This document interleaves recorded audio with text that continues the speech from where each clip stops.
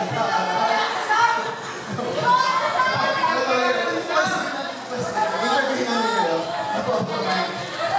pinagganahan si Tita Sandra.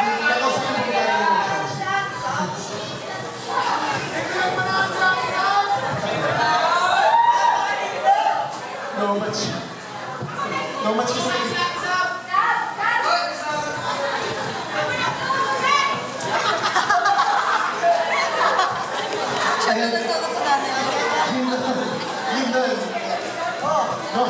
No much kasi kita na. Kaya nga, yung mga words niya. May H doon, may K, may L.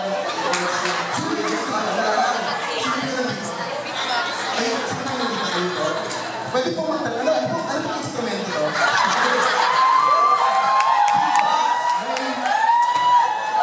Ngayon lang po ako na ano pong tulog niya?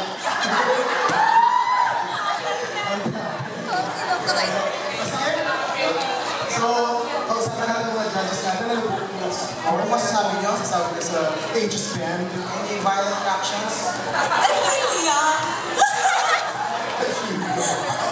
Na-pressure ako.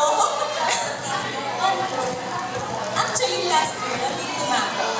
And last year, talagang sobrang na-amaze ako sa mga taga-Kalamba kasi wala sa edad. Diba? Whether matanda, lahat sila gay. Yes!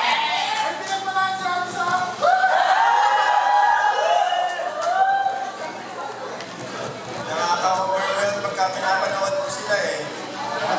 Dadala ka talaga dahil, wow, ang gagaling nila.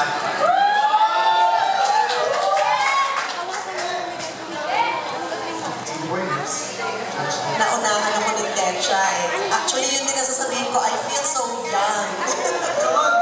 Diba? Kasi kung sila kaya nila, kaya din natin Tetra, diba?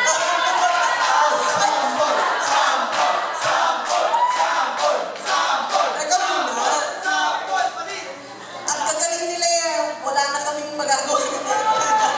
Wala nga sa kontrata, sabi ni Tetra. Pero grabe, hanga ako sa inyo. Tinitingnan ko yung asawa ko kung bumalik na ba ulit eh. Kasi magpapaalam sana ako. Mag-join ako sa band nila. Galing. Sobrang nakaka-entertain kayo. Tsaka nakaka-encourage talaga. Wala talaga sa edad, no?